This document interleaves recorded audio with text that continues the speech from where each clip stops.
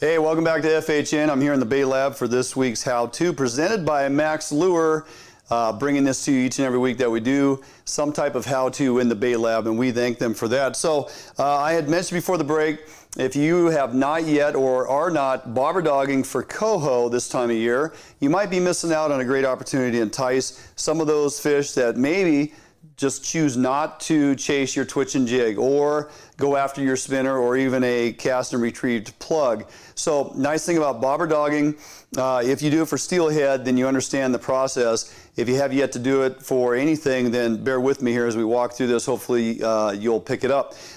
It is and can be very successful for coho, especially when fishing eggs from your bobber dog presentation. So how do we do it? It's basically drift fishing where your lead is dragging bottom, but you're also utilizing a float, okay? It's been around for quite some time. I think I'd mentioned earlier in the show, I've actually been bobber dogging for fall salmon, Chinook, and coho for at least 15 years. And when I was even part-time guiding back in the day, I would set my clients up on bobber dogging because as we travel downriver in the drift boat, we don't have to constantly adjust our float depth as we jump from hole to hole. If you set your stop up your line, and we'll get to this in a little bit, at around 8 feet or so, for most of the water you're fishing this time of year, your lead is going to be on the bottom, and that's where you want it to be. It's not fishing suspended like our vertical presentation. So we're dragging our lead.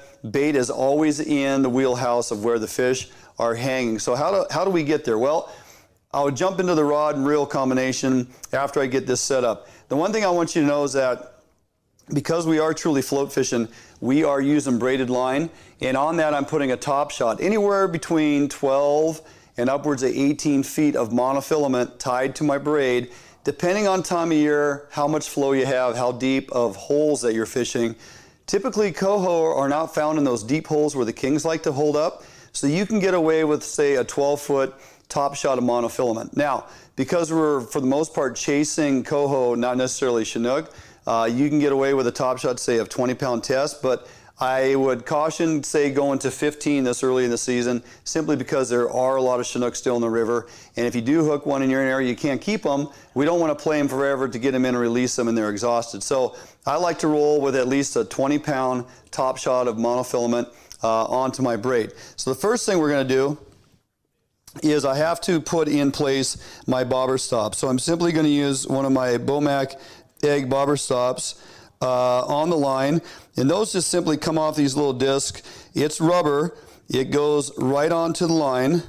Okay, now we're going to slide this up that 8 feet that I was talking about. All right, so we're going to take that, and I know my arm span is 6, and I'm going to move it just a couple more feet, maybe even 3. So we're 8 to 9 feet up the monofilament with my bobber stop. Now when it comes to choosing my floats, I have several options. I run a lot of Bomac floats.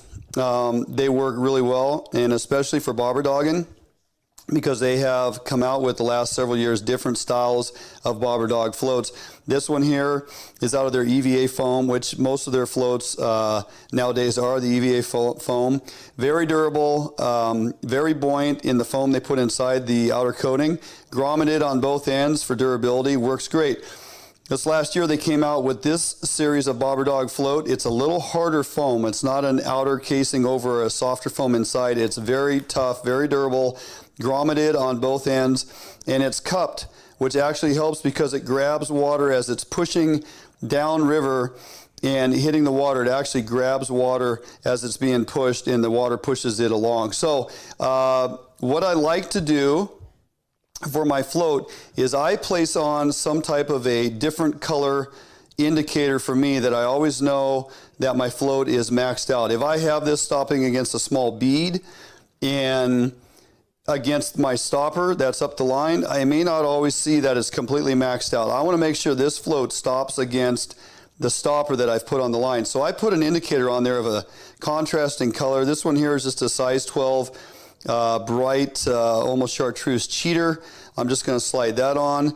No worries about that. Now I'm going to put my float on, okay, and let that run up the line. Under the float, I have to put a bead that is going to protect my knot that I will tie here in a little bit.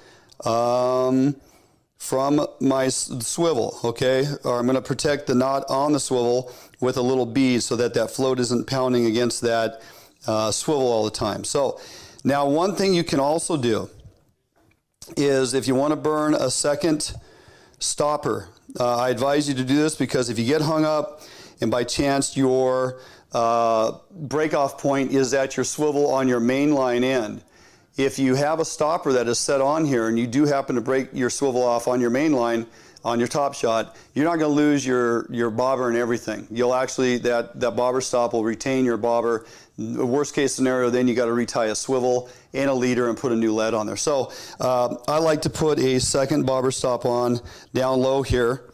And now I'm just going to slide that up and out of the way because I have a knot to tie. Okay.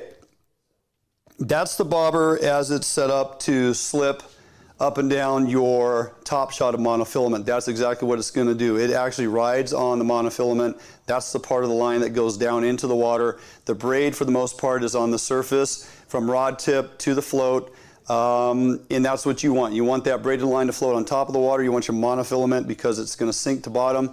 You want to use monofilament. As far as what you use for Bobber Doggin bait, typically for coho, I tie up 15 or 20-pound leaders, typically 15 if I have 20-pound top shot because I want to have a breaking point of a lighter line down below. I'm running a size 1 as a stinger hook. I've put a fish pill in between as a floater.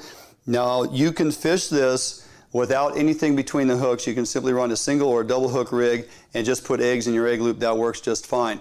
If you think you want a little buoyancy to it, maybe a little color, if we get into some rain next week and the water gets a little stained, you can add a cheater, you can put a corky, you can use a fish pill, anything that is some type of foam, flotation, small profile, brighter colors, change it up, use what you want. You can or you don't have to. So I have a 2/0 hook as my main hook for where the bait goes. And again, I've tied a pretty large egg loop simply by putting upwards of 13, 14 wraps on the top, 3 or 4, 5 wraps on the bottom. That just makes it easy to get that egg loop out of there. Makes it nice and big so I'm not having to really work hard to pull that loose. My bait's going to go right inside that as it travels down the river. So that's pretty much what I'll use as far as if I tie a double hook setup for Bobber Doggin. I got a size 1, some type of flotation, a 2/0 with minimal spacing in between. Again, main hook is bigger for bait, stinger hook. I put that on about a 24 to 30 inch leader max, usually about 26 inches or so, 28. I'll tie that, end up with about a 26 inch leader. You don't want this floating way up out of the strike zone. Your lead is going to be dragging on bottom, much like if you are drift fishing. And because you're doing that, you're basically trying to keep this bait down in that 1 to 2 feet of bottom where those fish will be basically hunkered down. So we're going to simply rig this as we would if we were drift fishing, okay? I've already tied it to the barrel and snap swivel here on the bottom end, much like if I was drift fishing. That's no different. We're going to tie this on now to the top shot of line. I tied the previous one just because I wanted to spare you guys the fact that I'm having to tie 2 knots. Okay, we're going to try and do this and not screw it up. So we'll tie this swivel on here real quick. I just do a simple knot that I've been doing since I was about, I don't know, 10 years old, I think, when my dad taught me this knot. So we'll go 4 wraps around the line and up and through. Okay. String that out. Cinch it down. Now remember, don't use your teeth. Just cinch that up with your plier. Okay, that is on there. Trim the excess. Now the thing you got to remember is we moved this second stopper up the line. So now we want to push that down just right above the swivel. Again, that is right there in the event that your top knot was to break off if your lead gets hung up. But to be honest, if you're using a stick lead like we're going to talk about here in a minute, you're not going to get hung up. So, but that's a safety little bumper there. Now, if this is all put together correctly, you have your indicator for when you're maxed out, you have your sliding float, you have your stopper bead, and you have your extra bobber stop on there to retain your swivel. Now, what I like to run with this size float from Bomac on my Bobber Doggin float is a 5 or 6 inch stick lead. Now, the stick lead is a great option to have because it works so well in unison with bobber doggin floats, and it really very seldom ever gets hung up. And it keeps moving along at a very even pace that gives it a natural presentation. It doesn't have a lot of stop and go. If you're fishing a weight that's constantly grabbing, your float's going to constantly go underwater. It's going to be frustrating. You don't know it's a fish or a hang up. If you're using something like a stick lead that just continuously moves downriver in the drift, whether you're standing and fishing as in drift fishing, or if you're moving in a boat, the stick lead's going to keep it moving. So I use them exclusively anymore for bobber dogging. I gave up on tangle-free systems. I gave up on parachute cord and slinkies. I've given up on any type of lead that you can crimp to line. Stick leads is the way to go. So if you look at this, if I was to get this float out of the way, this is nothing more than a drift fish rig, correct? I got weight, I got a leader. We're not fishing it vertical or suspended. This lead is dragging on the bottom. So as this gets cast out into the water and that lead sinks to bottom, my float is going to slide up the line all the way to my stopper. And that's exactly what I want it to do. The lead is going to be dragging on the bottom. If the river is flowing this direction, the lead is going to be back here. The float is going to be on the surface. It's going to be downriver because the lead has weight and is dragging. It's going to be behind your presentation. The cupped bobber, your bobber dog float, is going to lay on its side. This isn't designed to fish vertically. This will lie on its side. The river's pushing against the bobber. The river pushing against the bobber and the weight dragging on the bottom work in unison, and it naturally finds the travel lane that the fish like to naturally migrate. It just works out that way. Between surface current, bottom current, and structure, your presentation moves downriver, and it'll move it in and out and follow the flow and just follow that path that fish typically like to hang in. So it'll continue to go downriver. The only reason this bobber goes down is if the lead temporarily gets hung up, your hooks get into wood or grass, and or obviously a fish. Typically, when a fish grabs this, you're not looking for a float that just goes straight under. You're looking for a float that, for the most part, will take off at an angle or a side. It will take off out of that line that it's been following, okay? So I can fish this from a boat. I can fish it standing in the river and float drift. If you're a drift fisherman and you like to just cast upriver and follow that on down, you can do that with your float presentation. You simply throw it out there, let the line sink to bottom, let that float start moving, and as it swings past you, you can open your bail or push your button on your level line and just keep feeding it line. Much like fishing vertically, that float will continue to take your presentation downriver. Okay, so there's a lot of advantages to bobber dogging. If you haven't done it for coho and you simply have been doing it for steelhead, you can also use your beads if you're confident with that. Even for coho, believe it or not, they will hit those big soft beads. So get some 18, 20 millimeter beads, put a little shrimp oil or some type of scent oil on them. They're going to work actually pretty well. If you're a bait fisherman like me, you rely on your eggs and your bobber dogging setup to go ahead and find success. Real quickly on the rod, you can use a 9.5 to 10.5. This is an Okuma Guide Select Pro. It's an 8 to 17, 10.5 foot, works fantastic. I've coupled that with this pin reel. I like to go with like a 3000 series, 300 series, whatever spinning reel combination you prefer.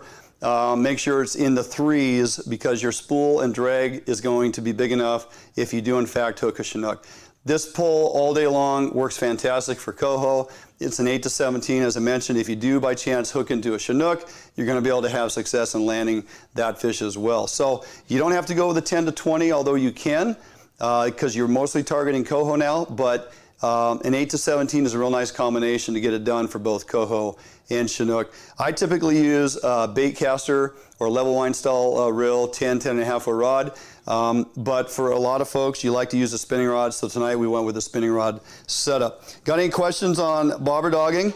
Go ahead and hit us up on Facebook, send us messages via Messenger, whatever your questions might be or confusion I've created, let us have it so we can set you straight and hopefully you find success. All right, we're gonna jump out for a quick break. We come back, we're getting into the kitchen for some venison, I forget what it's called. Venison. We got a venison recipe with Chef Kelly and Sherry, and we're gonna get to that right after this break.